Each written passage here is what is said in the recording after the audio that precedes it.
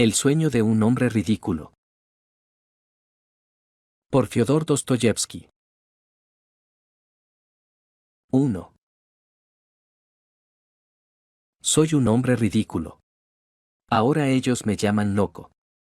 Y eso podría haberme supuesto un ascenso de grado, si no me siguieran considerando igual de ridículo que antes.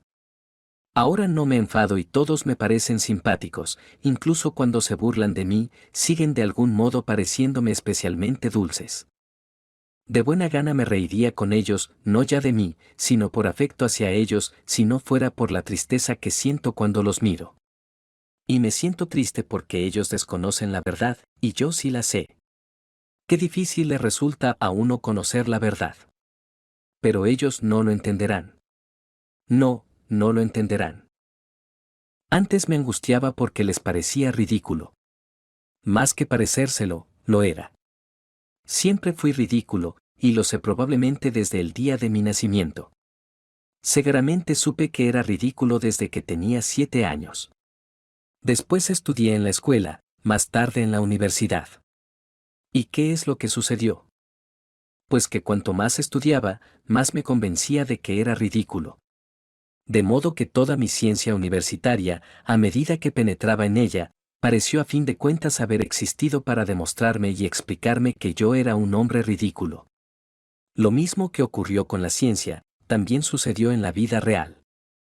A medida que pasaban los años se acrecentaba y afianzaba en mí la conciencia de mi ridículo aspecto, en todos los sentidos. Siempre se ha reído de mí todo el mundo, que si había un hombre sobre la faz de la tierra que tenía conciencia de que era ridículo, ese hombre era yo. Esta era la cuestión que más me ofendía, cosa que ellos ignoran, pero de esto solo yo tengo la culpa. Siempre he sido tan orgulloso que por nada del mundo habría de reconocérselo jamás a nadie.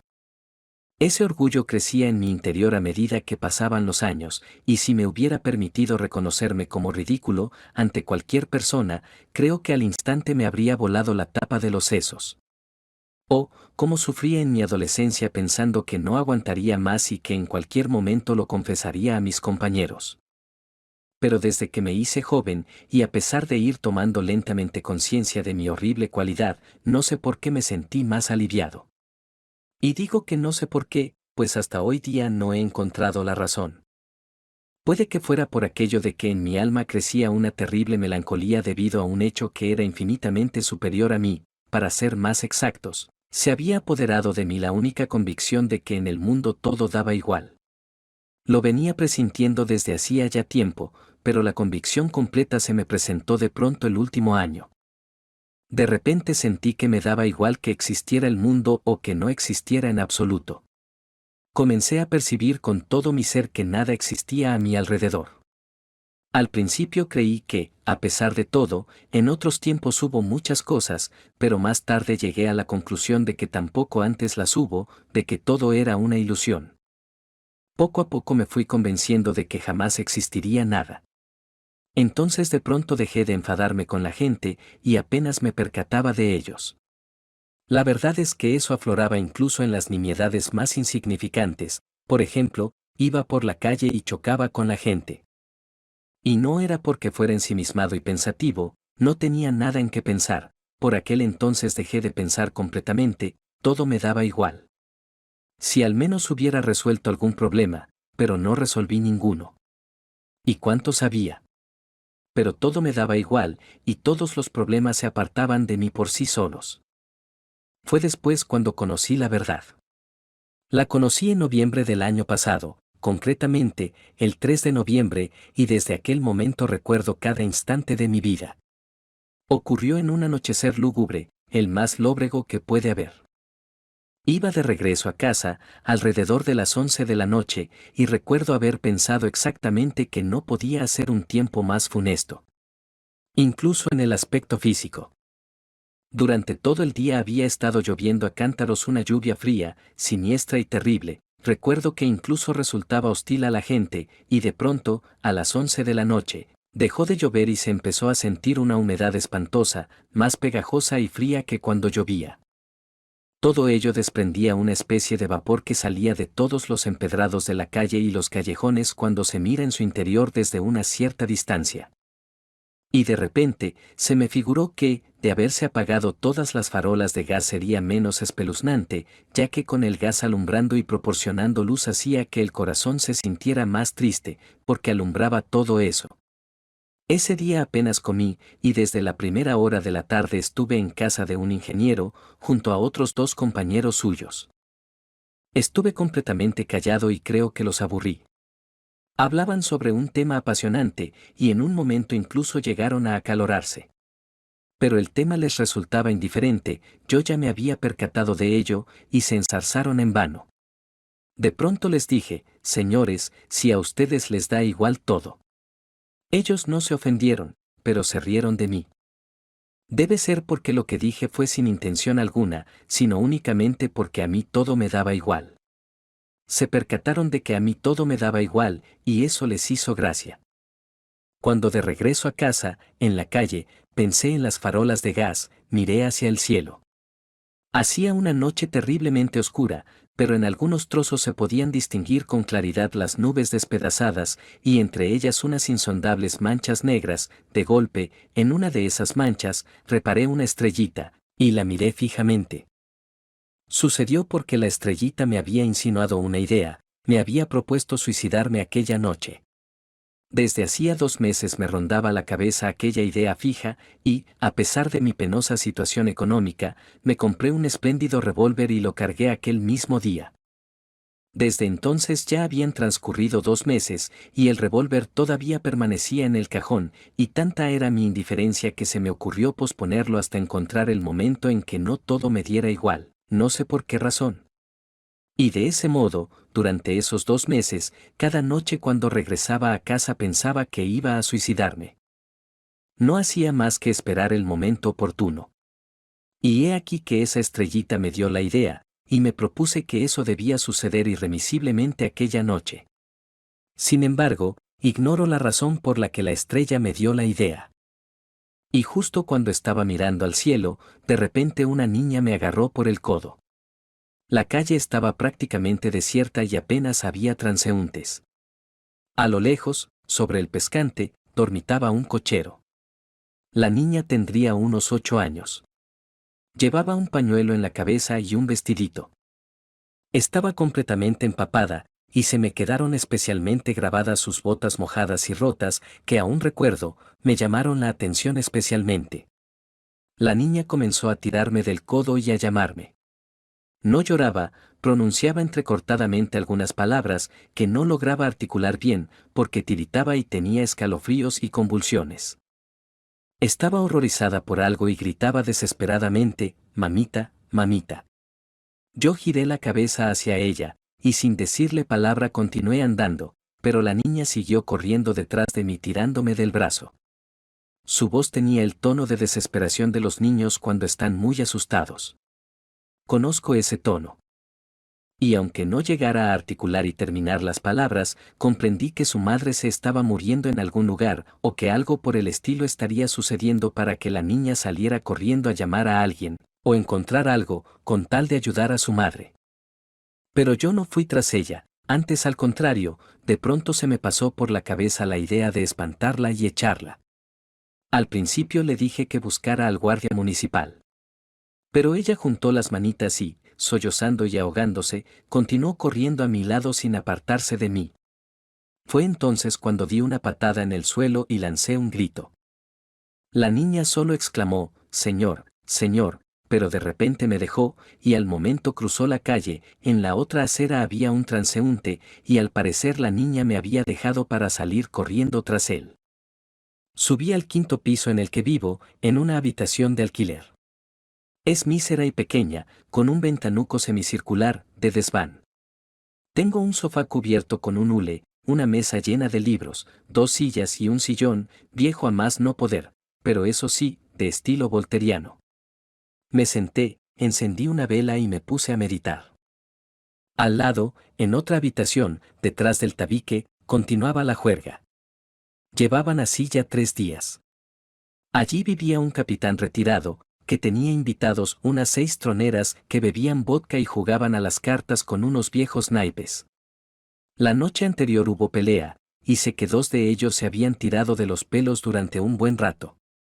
La casera quiso presentar una denuncia, pero le tiene mucho miedo al capitán. Aparte de nosotros, en otra habitación, vive de alquiler una señora muy bajita y delgada, mujer de un militar, que había venido a la pensión con 3 niños que enfermaron allí. Tanto ella como los niños temían al capitán hasta más no poder, y se pasaban la noche tiritando y santiguándose. El más pequeño hasta tuvo una especie de ataque por el miedo que le daba el capitán. Sé que ese tal capitán para a la gente en la avenida Nevsky para pedir limosna. No lo admiten para prestar servicio, pero es cosa extraña, y por eso lo cuento, pues durante todo el mes, desde que él se alojó aquí, no me contrarió en absoluto. Desde el principio rehuí cualquier contacto amistoso con él, y, además, desde el primer día él mismo se aburrió conmigo, y por más que puedan gritar al otro lado del tabique, y por más gente que pueda haber allí, a mí siempre me resulta indiferente. Permanezco toda la noche sentado, y la verdad es que ni los oigo, hasta tal punto me abstraigo y me olvido de que están allí. No me duermo en toda la noche hasta el amanecer, y así ha transcurrido ya un año. Durante la noche entera estoy sentado en el sillón, delante de la mesa sin hacer nada. Los libros los leo solo durante el día. Permanezco sentado y ni siquiera pienso, sino que dejo que algunas ideas me ronden, y yo las dejo vagar a su libertad. Durante la noche se gasta toda la vela.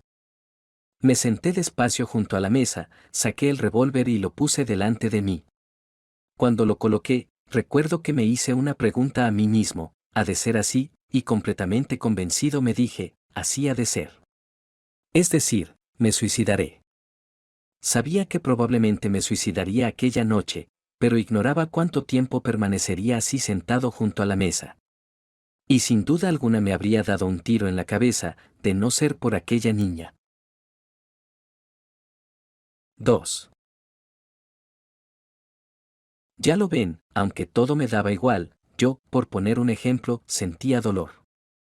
De haberme dado a alguien un golpe, habría sentido dolor. Y lo mismo sucedía en el sentido moral: si hubiera ocurrido algo muy penoso, habría sentido la pena de igual modo que entonces, cuando todavía no todo en la vida me resultaba indiferente. Hacía un rato había sentido compasión, podía haber ayudado a la niña. ¿Y por qué no la ayudé?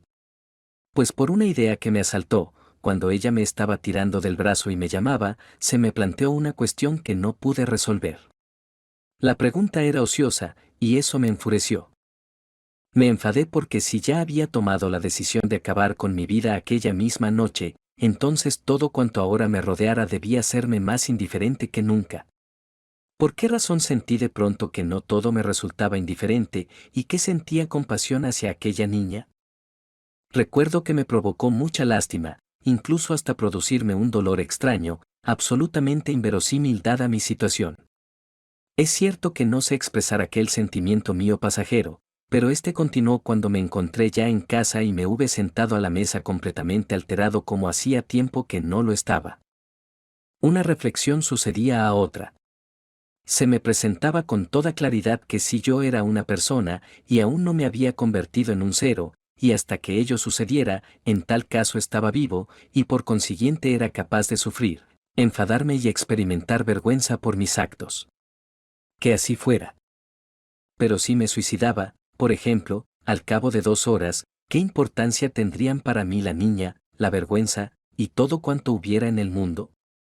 Si yo iba a convertirme en un cero absoluto, ¿acaso la conciencia de que dejaría totalmente de existir, y de que, por consiguiente, tampoco nada existiría, no influiría mínimamente en el sentimiento de compasión hacia aquella niña, ni en el de vergüenza tras haber cometido aquel acto vil?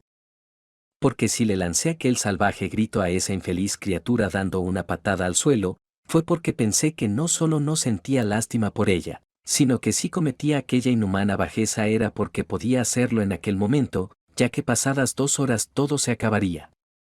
¿Pueden creerme que por eso lancé el grito? Ahora estoy casi convencido de ello.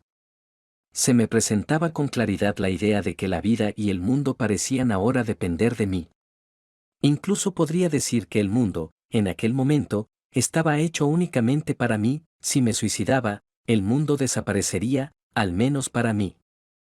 Por no hablar de que en realidad era probable que ya nada existiera tras mi desaparición y que cuando se apagara mi conciencia, se apagaría y desaparecería al instante todo el mundo, como si fuera una aparición de mi conciencia, pues tal vez todo ese mundo, y toda esa gente, no eran únicamente más que yo.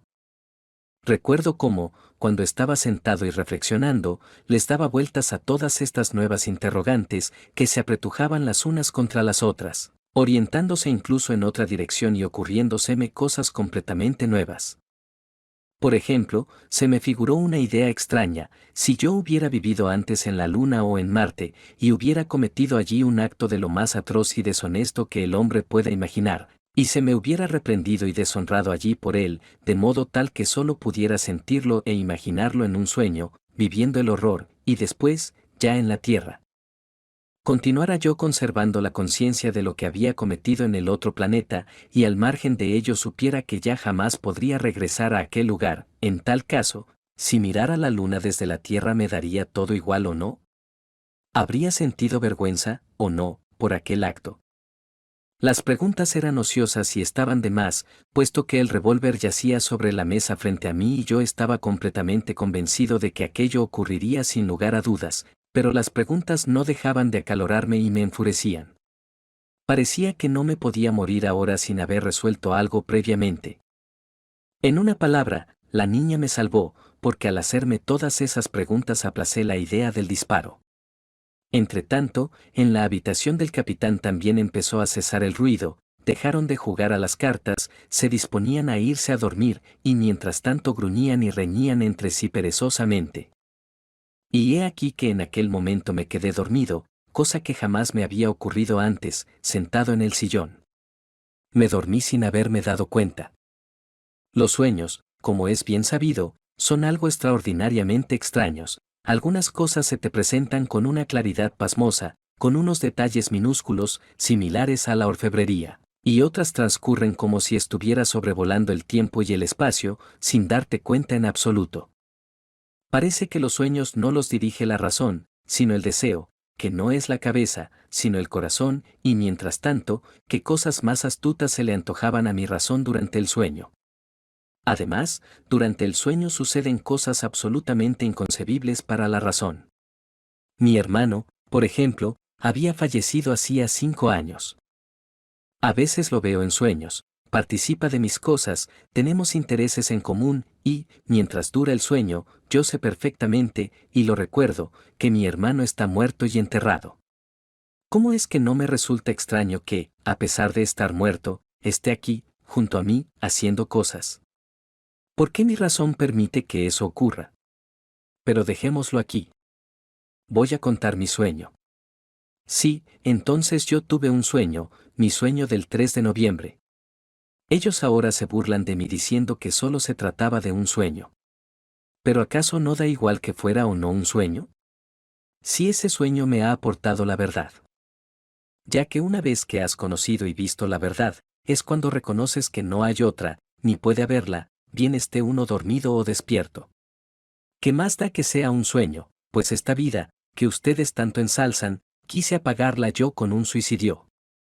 Mientras que mi sueño, oh, me ha revelado una vida nueva, grandiosa, renovada y fuerte. 3. Ya he dicho que me dormí sin darme cuenta e incluso continué reflexionando sobre las mismas materias. Y soñé que cogía el revólver y sentado lo dirigía directamente al corazón, no a la cabeza, puesto que, cuando me lo propuse, tenía pensado dispararme precisamente en la sien derecha. Lo dirigí hacia el pecho, esperé un par de segundos, y tanto mi vela como la mesa y la pared de enfrente se movieron y se sacudieron de repente. Me disparé lo más aprisa que pude. A veces, cuando uno sueña, cae desde una gran altura, o nos están dando un navajazo, o nos pegan, pero en ningún momento sentimos dolor, al margen, claro está, de que realmente nos demos un golpe desde la cama hasta despertarse a causa del dolor. Del mismo modo me sucedió a mí, yo no sentí dolor, pero se me figuró que con mi disparo todo en mi interior se sacudió, todo se había apagado y alrededor de mí oscureció terriblemente. Pareció que me había quedado ciego y mudo, y he aquí que permanezco tumbado sobre algo duro, completamente estirado y boca arriba, sin ver nada y sin poder moverme en absoluto. Alrededor de mí va y viene gente gritando, se oye tronar la voz de un capitán, grita la casera, y de pronto otra pausa, y ya me están llevando metido en un ataúd cerrado. Puedo sentir cómo se mueve el ataúd, pienso en ello, y, por primera vez, me impresiona la idea de estar muerto, de estar completamente muerto, de saber y no dudarlo, no veo y no me muevo, mientras que siento y pienso. Pero pronto me conformo con ello, y con normalidad, igual que en el sueño, acepto la realidad sin rechistar. Y ya me están enterrando. Todos se van y me quedo solo, completamente solo. No me muevo. Antes, cuando me figuraba el día de mi entierro, imaginaba siempre que lo único que me relacionaría con la tumba sería la sensación de la humedad y el frío. El mismo frío que sentí también en ese momento, especialmente en la punta de los dedos de los pies, y nada más. Estaba tumbado y, cosa extraña, ya nada esperaba, aceptando sin discusión alguna que un muerto nada podía esperar. Pero había humedad. No sé cuánto tiempo transcurrió, si una hora, si algunos días o si muchos. Sobre mi ojo izquierdo, que estaba cerrado, cayó una gota de agua que había calado la tapa del ataúd, a continuación de esta, otra, al cabo de un minuto, una tercera, y así sucesivamente, con el intervalo de un minuto. Una profunda indignación prendió de repente en mi corazón, y pude sentir dolor físico en su interior. Es mi herida, pensé, es el tiro, ahí está depositada la bala. Mientras, la gota no cesaba de caer a cada minuto en mi ojo cerrado. De repente llamé, y no ya con la voz, puesto que estaba inmóvil, sino con todo mi ser, al artífice de todo cuanto me estaba sucediendo. Seas quien fueres, pero si existes y hay algo más racional que cuanto ahora me está sucediendo, en tal caso, permítele que también se persone aquí. Si, por el contrario, te estás vengando de mí por mi irracional suicidio con el horror y el absurdo de una existencia ulterior, has de saber que jamás me perseguirá sufrimiento comparable con el desprecio que sentiré en silencio, aunque mi martirio se prolongue millones de años. Imploré y me quedé callado.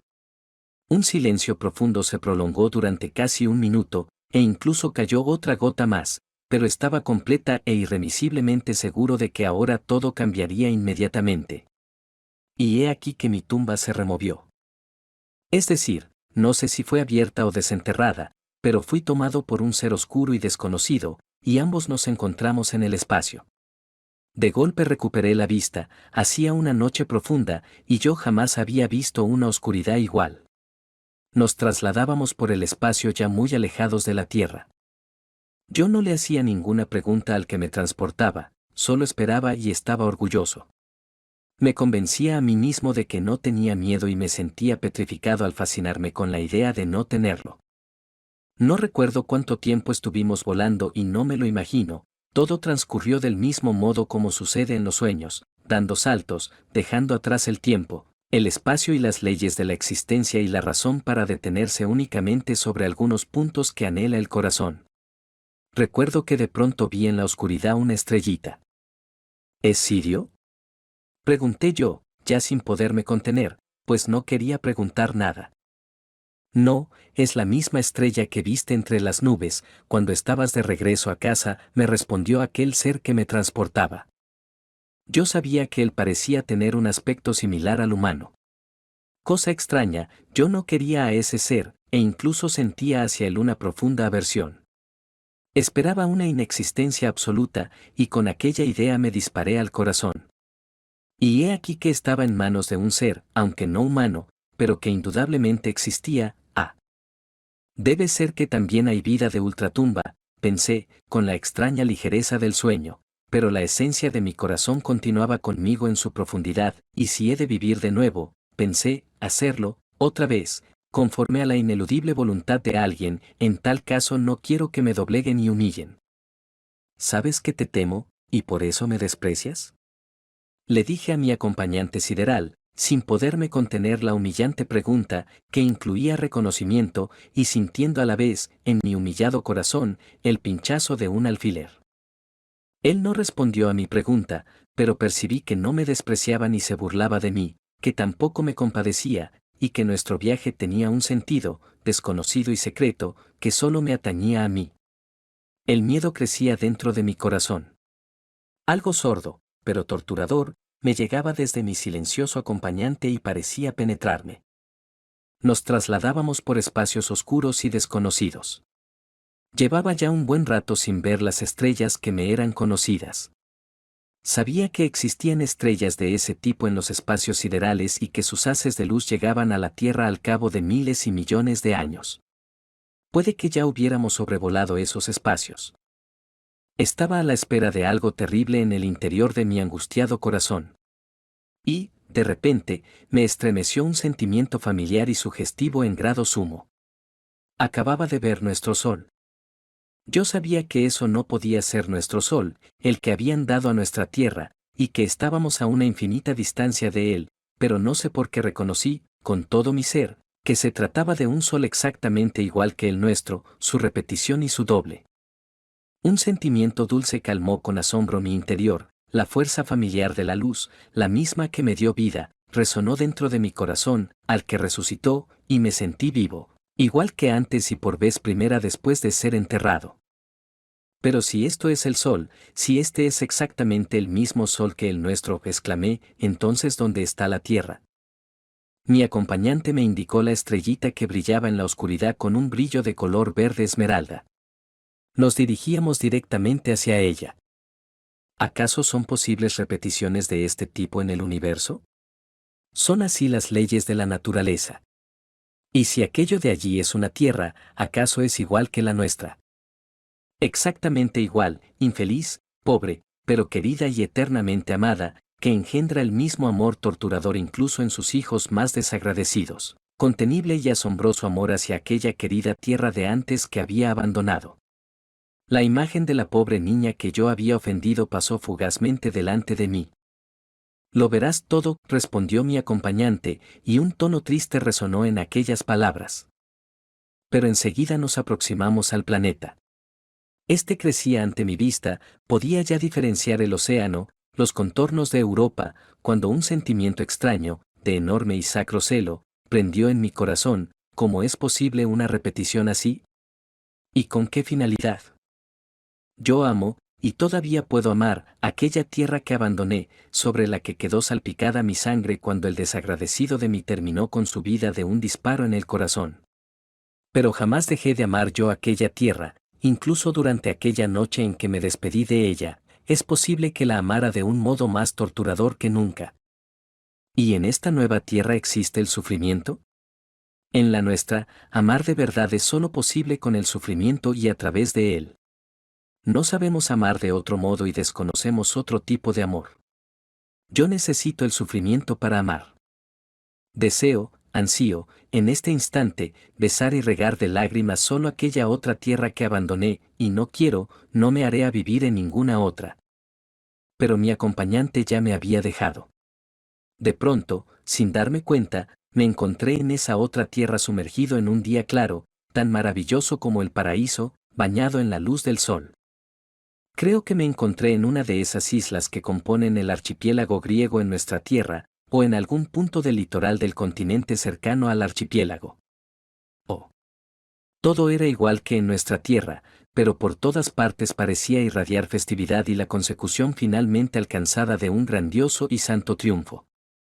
El plácido mar, de color esmeralda, salpicaba suavemente la orilla, la acariciaba cariñosa, visible y casi conscientemente. Los altos y maravillosos árboles crecían en todo el lujo y esplendor de la luz, y estoy convencido de que sus innumerables hojas me saludaban con su suave rumor acariciador que parecía pronunciar palabras de amor. La hierba ardía desprendiendo luz de aromáticas flores. Los pajarillos revoloteaban por el cielo en bandadas y sin temor se posaban sobre mis hombros y mis manos, aleteando alegremente con sus tiernas y trémulas alitas. Finalmente vi y conocí a la gente que habitaba esta feliz tierra. Se acercaron a mí. Me rodearon y empezaron a besarme. Hijos del sol. Eran los hijos de su sol. Oh. Qué maravillosos eran. Jamás había visto en nuestra tierra hombres tan bellos. Quizás pudiera encontrarse algún reflejo de aquella belleza, aunque lejano y algo debilitado, entre nuestros sueños en su más tierna infancia. Los ojos de esta gente feliz brillaban con un esplendor claro.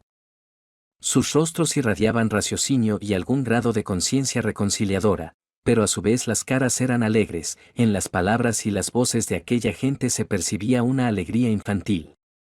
Oh. Al instante de ver aquellos rostros, lo comprendí todo. Era una tierra que no estaba mancillada por el pecado original, y donde vivía gente que no había caído, vivían en el mismo paraíso en que, según la tradición, también habitaron nuestros procreadores, con la única diferencia de que toda la tierra aquí era el mismo paraíso. Esas personas, sonriendo alegremente, se acercaban a mí y me acariciaban, me condujeron consigo, y cada uno de ellos deseaba tranquilizarme. Oh. No me hacían ningún tipo de preguntas, pero parecían saberlo todo, o eso es lo que me parecía a mí, deseaban borrar cuanto antes el sufrimiento de mi rostro. 4. Volvemos a lo mismo, pues que ha sido solo un sueño.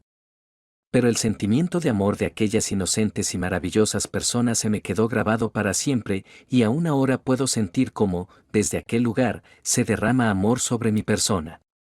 Los vi con mis propios ojos, los conocí y me convencí de que los amaba, y después sufrí por ellos. Oh.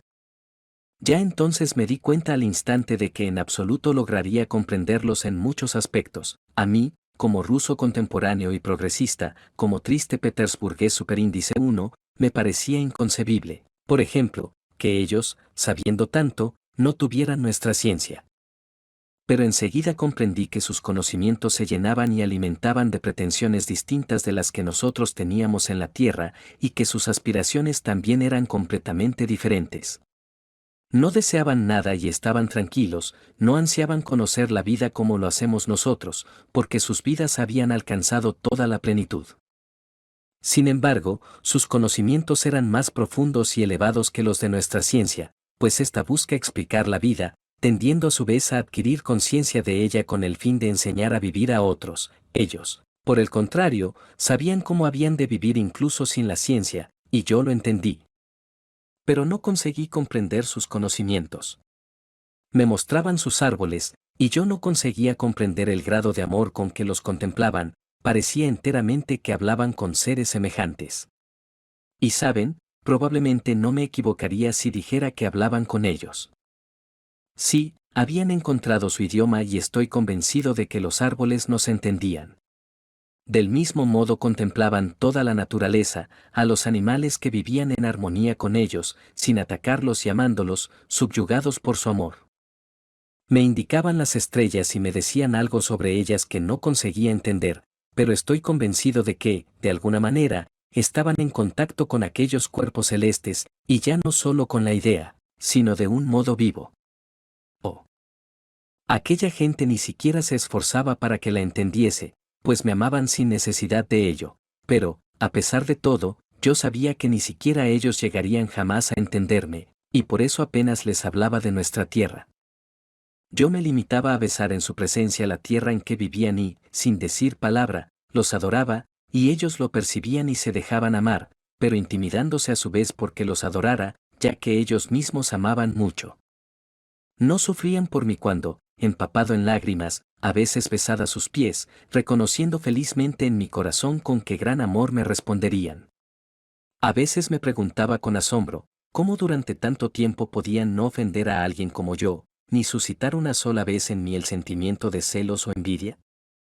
Muchas veces me preguntaba cómo podía un ser tan petulante y mentiroso como yo no hablarles de mis conocimientos, que ellos, claro está, ignoraban, al igual que tampoco desear asombrarlos con ellos, aunque solo fuera por amor a ellos. Ellos eran tan veloces y alegres como los niños.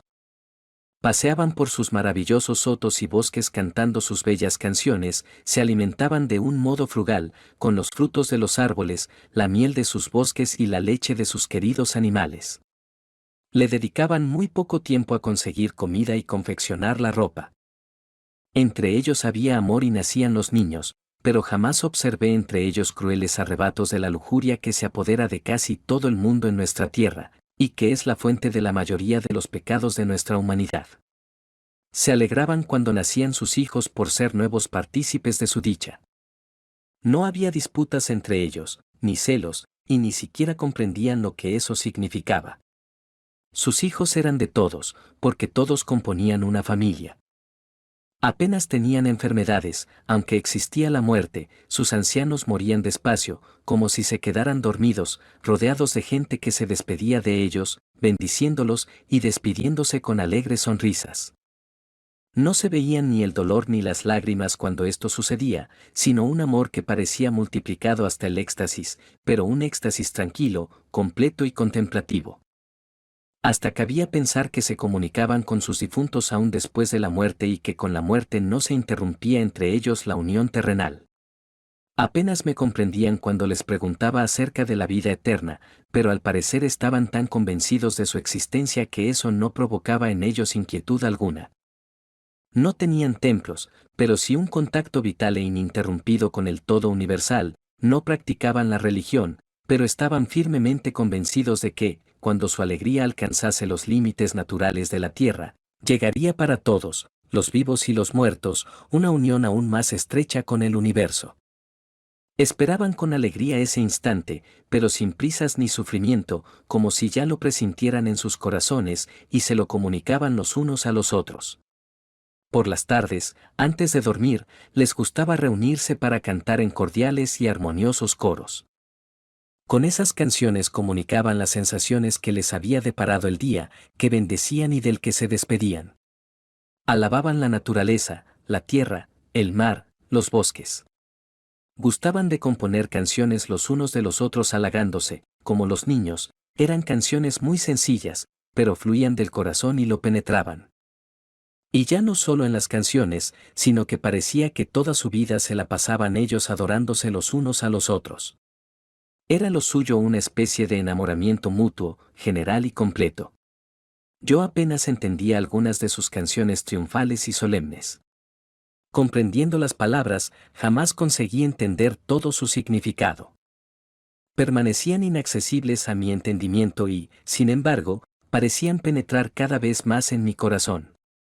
A menudo les decía que ya había presentido aquello antes, que todas aquellas alegrías y glorias las intuía yo cuando vivía en nuestra tierra, pero en forma de evocadora melancolía, rayana, a veces, en un terrible dolor. Que en los sueños de mi corazón y las ilusiones de mi inteligencia los presentía a todos ellos junto a su gloria, que estando en la tierra, a menudo no podía mirar la puesta del sol sin que me brotaran lágrimas. Que mi odio hacia la gente de nuestra tierra siempre conllevaba tristeza, ¿por qué no podía odiarlos sin amarlos? ¿Por qué no podía perdonarlos? ¿Por qué en mi amor hacia ellos siempre había angustia? ¿Por qué no podía amarlos sin dejar de odiarlos? Ellos me escuchaban, y yo veía que advertían que no podían imaginarse lo que les decía, pero no me arrepentía de decírselo, sabía que entendían el gran pesar que me producían aquellos a los que abandoné. Sí, cuando me miraban con sus maravillosos ojos repletos de amor, cuando sentía que, en su presencia, también mi corazón se tornaba igual de inocente y veraz que el de ellos, no sentía lástima por no comprenderlos. Al experimentar la totalidad de la vida me quedaba sin aliento y en silencio rezaba por ellos. Oh. Todos se ríen ahora mirándome a los ojos y me intentan persuadir de que durante el sueño es imposible los detalles que yo les transmito ahora, de que en mi sueño había visto o tenido solo una sensación, nacida de mi propio corazón delirante, y de que los detalles los había añadido yo mismo al despertarme. Y cuando les confesé que probablemente así es como sucedió en realidad. Dios mío, qué carcajadas soltaron así en mi cara. Y cuánta gracia les hizo aquello. Oh. Claro que únicamente yo estaba convencido del sentimiento de aquel sueño y de que tan solo había sobrevivido en mi profundamente herido corazón, es decir, aquellas que vi durante el tiempo que duró, estaban tan henchidas de armonía, y hasta tal punto eran fascinantes, maravillosas y verdaderas. Que al despertarme no tuve fuerzas para encarnarlas en nuestras palabras, de modo que parecieron esfumarse de mi cabeza, y puede que realmente fuera así, que, inconscientemente, yo mismo me viera obligado después a inventar detalles, desfigurándolos, sobre todo teniendo en cuenta mi apasionado deseo de trasladarlos lo antes posible. aunque solo fuera algunos de ellos. Sin embargo, ¿cómo no voy a creer que todo ello fue realidad? Puede que haya sido 1000 veces mejor, más claro y alegre de lo que yo haya contado. Que sea un sueño, pero aquello no pudo no haber sucedido. ¿Saben una cosa? Les confiaré un secreto, es posible que todo aquello no haya sido un sueño, puesto que sucedió algo tan terriblemente real que era imposible que se presentara en forma de sueño, vale que mi sueño fuera engendrado por mi corazón, pero ¿acaso mi corazón, solo, estaba en condiciones de engendrar aquella terrible verdad que me sucedió después? ¿Cómo podía inventarla yo solo? ¿Acaso mi pequeño y caprichoso corazón y mi insignificante inteligencia podían alzarse con semejante revelación de la verdad? Júzguenlo ustedes mismos, hasta hoy día lo he estado ocultando, pero ahora también declararé esta verdad. La cuestión estriba en que yo, los pervertí a todos. 5. Sí, la cosa terminó con que yo los pervertí a todos. Ignoro cómo pudo haber sucedido aquello, no lo sé, no lo recuerdo con claridad. El sueño sobrevoló milenios, dejando en mí únicamente la sensación de totalidad. Solo sé que la causa del pecado fui yo. Igual que la espantosa triquina, como el átomo de la peste que contagia a países enteros, del mismo modo también yo contagié aquella tierra, feliz y sin pecado antes de mi llegada. Aprendieron a mentir y les gustó, hasta ver belleza en ello. Oh.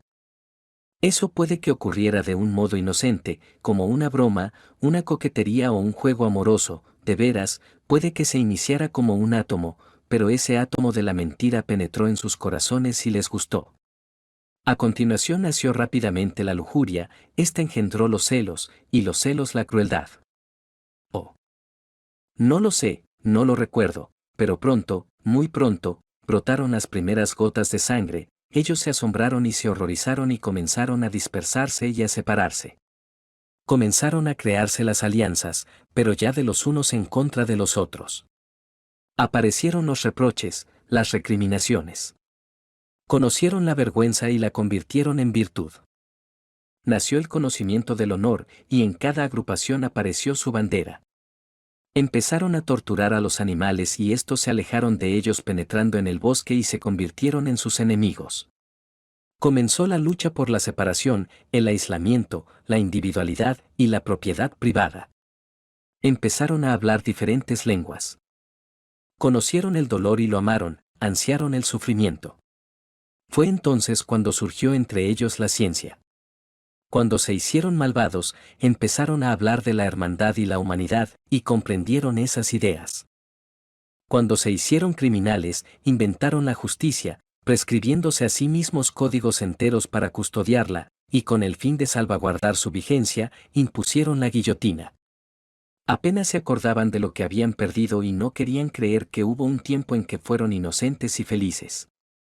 Se reían incluso de la posibilidad de su felicidad pasada, denominándola sueño. No podían darle forma en su imaginación, pero, cosa rara y curiosa, una vez perdida la fe en la felicidad pasada, a la que llamaron cuento, sintieron tantas ganas de ser nuevamente inocentes y felices que, como niños, cayeron ante el deseo de su corazón. Lo divinizaron y construyeron templos y empezaron a rezar a su misma idea, a sus mismos deseos, creyendo plenamente a su vez en la imposibilidad de su cumplimiento y su realización, pero adorándolo y venerándolo con lágrimas. Y, sin embargo, si se les hubiera dado la posibilidad de retornar a aquel estado de felicidad e inocencia que perdieron, y si alguien se lo hubiera mostrado de nuevo preguntándoles si deseaban regresar a ese estado, probablemente se habrían negado. Me respondieron, sabemos que somos falsos, malos e injustos, pero lo sabemos y lloramos por ello, nosotros mismos nos torturamos por ello, y probablemente nos castigamos más que aquel misericordioso juez que nos juzgará y cuyo nombre desconocemos. Pero tenemos la ciencia, y por medio de ella buscaremos nuevamente la verdad, aunque la acogeremos ya más conscientemente. El conocimiento está por encima del sentimiento, la conciencia de la vida está por encima de la vida misma. La ciencia nos proporcionará sabiduría, y ésta nos descubrirá leyes, y el conocimiento de las leyes, la felicidad que está por encima de la felicidad. Esto fue lo que dijeron y, después de esas palabras, empezaron a quererse más a sí mismos que a sus prójimos, y les resultó imposible obrar de otro modo. Todos empezaron a ser tan celosos de sus personas que procuraban, por todos los medios, humillar y menoscabar a los demás, convirtiendo esto en la finalidad de sus vidas. Surgió la esclavitud, incluso voluntaria. Los débiles, de buena voluntad, se supeditaron a los más fuertes, con la finalidad de ayudarlos a oprimir a los más débiles que ellos mismos. Surgieron los defensores de la justicia que, con lágrimas en los ojos, venían a ver a esa gente y le hablaban de su orgullo, de la pérdida del equilibrio, la armonía y el pudor. La gente se reía de ellos o los apedreaba. A las puertas de los templos se derramaba sangre santa. Y, a pesar de todo, empezó a surgir gente que se planteó la forma de volver a unir a todos de nuevo, con el fin de que cada cual, sin dejar de amarse a sí mismo más que a sus prójimos, nos molestara a su vez a nadie, y se pudiera continuar viviendo de ese modo juntos, como si se tratara de una sociedad conforme consigo misma. A causa de esta idea se desencadenaron guerras enteras. Todos cuantos luchaban creían fielmente que la ciencia, la sabiduría y el sentimiento de autoprotección obligarían finalmente al hombre a reunirse en una sociedad de concordia y racionalidad, y mientras tanto, para acelerar su llegada, los más sabios, ansiosos de ver triunfar sus ideas, aniquilaban a los menos sabios que no las entendían. Pero el sentimiento de autoprotección comenzó pronto a debilitarse. Aparecieron los orgullosos y los voluptuosos que exigían directamente todo o nada. Para obtenerlo recurrían al crimen y de no conseguirlo, al suicidio. Surgieron religiones de culto al no ser y a la destrucción, con el único placer de la eterna futilidad. Finalmente esa gente se cansó del absurdo esfuerzo, y en sus rostros se dibujó el sufrimiento, y proclamaron que el sufrimiento era la belleza, ya que únicamente éste tenía sentido. Dedicaban canciones a sus sufrimientos. Yo daba vueltas sin saber qué hacer, y lloraba por ellos, pero los amaba probablemente más que antes, cuando en sus rostros aún no había sufrimiento y eran tan inocentes y maravillosos. Llegué a amar su mancillada tierra más que antes, cuando aún era paraíso, solo porque en ella había aparecido el dolor. ¡Ay! Siempre amé el dolor y la pena, pero única y exclusivamente para mí, mientras que ahora lloraba por ellos, y me compadecía de ellos. Les tendí las manos desesperado, culpándome, maldiciéndome y despreciándome a mí mismo. Les decía que todo aquello lo había hecho yo, y solo yo, que yo les había llevado la perversión, el contagio y la mentira. Les rogué que me crucificaran, les enseñé cómo se hacía la cruz. No podía ni tenía fuerzas para quitarme la vida yo mismo, pero deseaba cargar con sus penas, ansiaba las penas, ansiaba que sobre esas penas se derramara hasta la última gota de mi sangre. Pero ellos se limitaban a burlarse de mí y a tomarme por un chiflado. Me disculpaban, diciendo que recibieron aquello que ellos mismos habían deseado, y que todo cuanto entonces sucedía no podía no haber sucedido. Finalmente me hicieron saber que yo comenzaba a ser un peligro para ellos, y que si no me callaba me encerrarían en un hospital psiquiátrico. Entonces el dolor penetró con tanta fuerza en mi alma que mi corazón se estremeció y me sentí morir. En ese instante, en ese instante me desperté. Ya había amanecido o, mejor dicho, aún no había luz pero eran cerca de las 6. Me desperté sentando en el mismo sillón, mi vela se había consumido. En la habitación del capitán todos estaban durmiendo, y alrededor reinaba un silencio como en pocas ocasiones se daba en nuestra pensión.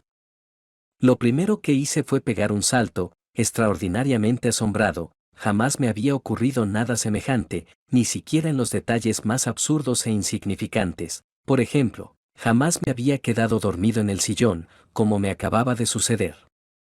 He aquí que, mientras permanecía de pie recobrando el sentido, de pronto centelleó ante mí el revólver, preparado y cargado, pero al instante lo aparté. Oh. Ahora solo quería vivir y vivir. Alcé las manos y clamé por la verdad eterna. No clamé, sino que lloré, el asombro, el incalculable asombro, elevaba mi ser. Sí. Quería vivir y predicar. Decidí dedicarme a la predicación en aquel mismo instante y, lógicamente, para el resto de mi vida. Quería predicar, lo quería. ¿Y qué iba a predicar? Pues la verdad, ya que la había visto con mis propios ojos y había descubierto toda su gloria. Y desde entonces predico. Aparte de ello, amo a todo el mundo, y más aún a los que se burlan de mí.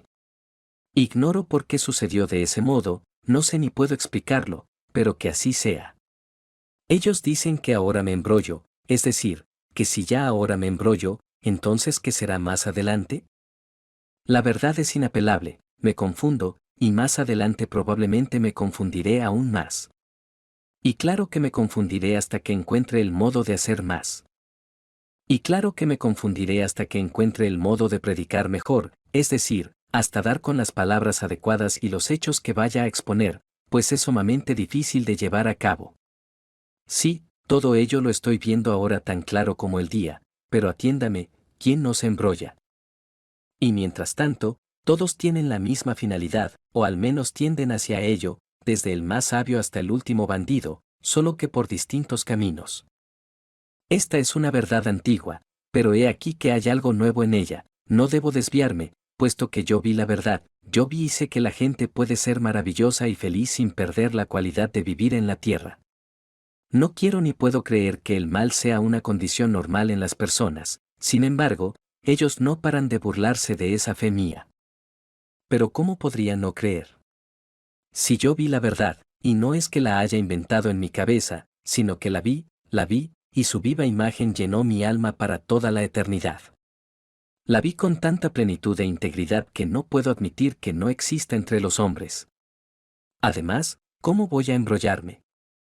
Claro que es posible que me confunda unas cuantas veces, pero seguiré hablando incluso con otras palabras, aunque no por mucho tiempo, la viva imagen de lo que vi siempre estará a mi lado y me corregirá y orientará. Oh. Estoy optimista y lleno de lozanía, e iré siguiendo mi propósito aunque necesite 1000 años. ¿Saben una cosa? Al principio incluso quise ocultar que los había pervertido a todos, pero fue un error. He aquí el primer error. Sin embargo, la verdad me susurró que estaba mintiendo, me protegió y me dirigió. Pero ignoro cómo se construye el paraíso, porque no sé transmitirlo con palabras. Después de mi sueño, perdí las palabras. O al menos los vocablos más importantes, los más necesarios. ¿Qué más da? Yo marcharé y predicaré sin descanso, porque, a pesar de todo, lo vi con mis ojos aunque no sepa transmitirlo. Pero esto es algo que no entienden aquellos que se burlan de mí, que dicen, fue un sueño, un delirio, una alucinación. ¿O acaso eso es de sabios? Y están tan orgullosos. ¿El sueño? ¿Qué es el sueño? ¿Acaso nuestra vida no es un sueño? Diré algo más, que sea cierto que nunca se cumpla y que no exista nuestro paraíso, eso ya lo entendí yo, pero, a pesar de todo, predicaré. No obstante, sería tan sencillo, en un día, en tan solo una hora, todo podría hacerse realidad. Lo más importante es que ames a tus semejantes como a ti mismo, y eso es lo fundamental, creo que no se necesita nada más, al instante encontrarías cómo ordenar tu existencia. Además, solo se trata de una verdad antiquísima, leída y repetida billones de veces, pero que no terminó de arraigar. Porque la conciencia de la vida está por encima de la vida misma, el conocimiento de las leyes de la felicidad excede a la propia felicidad. Contra eso es contra lo que hay que luchar. Y yo lo haré. Si todos lo desearan, las cosas cambiarían al instante. Por fin encontré aquella pequeña. Y seguiré adelante, seguiré. El sueño de un hombre ridículo. Por Fyodor Dostoyevsky. 1. Soy un hombre ridículo. Ahora ellos me llaman loco.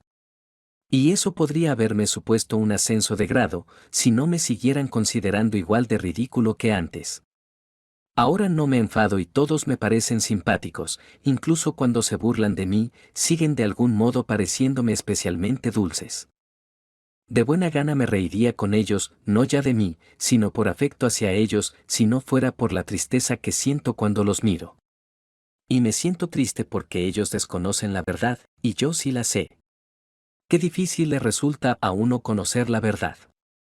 Pero ellos no lo entenderán. No, no lo entenderán. Antes me angustiaba porque les parecía ridículo. Más que parecérselo, lo era. Siempre fui ridículo, y lo sé probablemente desde el día de mi nacimiento. Seguramente supe que era ridículo desde que tenía 7 años. Después estudié en la escuela, más tarde en la universidad. ¿Y qué es lo que sucedió? Pues que cuanto más estudiaba, más me convencía de que era ridículo.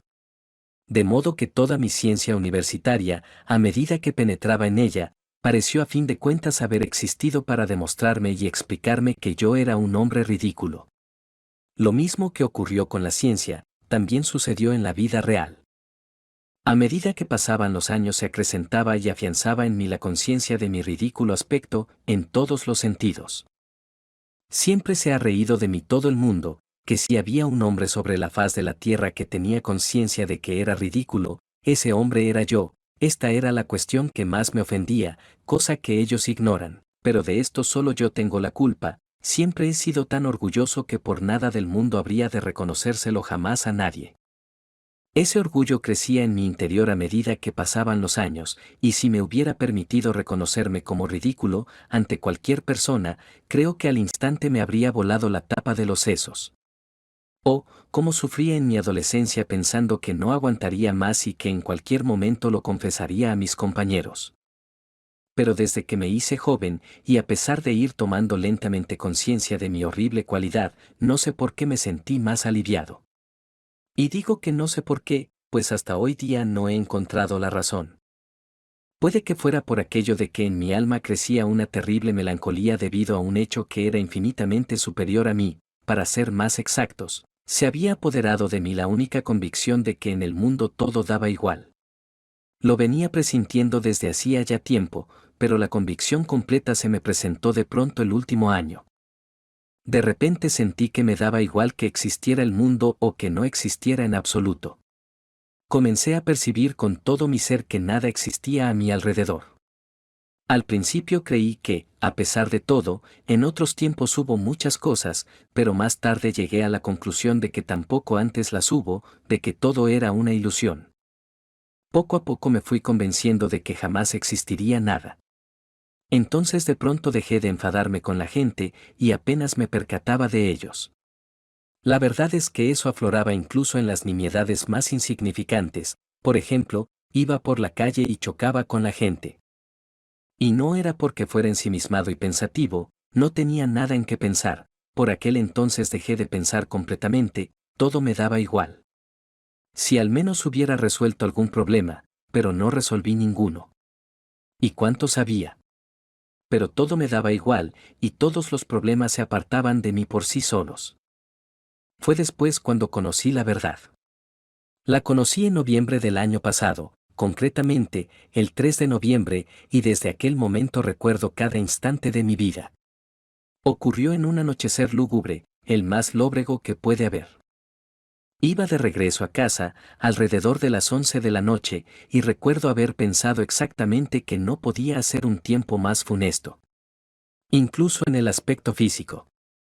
Durante todo el día había estado lloviendo a cántaros una lluvia fría, siniestra y terrible. Recuerdo que incluso resultaba hostil a la gente, y de pronto, a las 11 de la noche, dejó de llover y se empezó a sentir una humedad espantosa,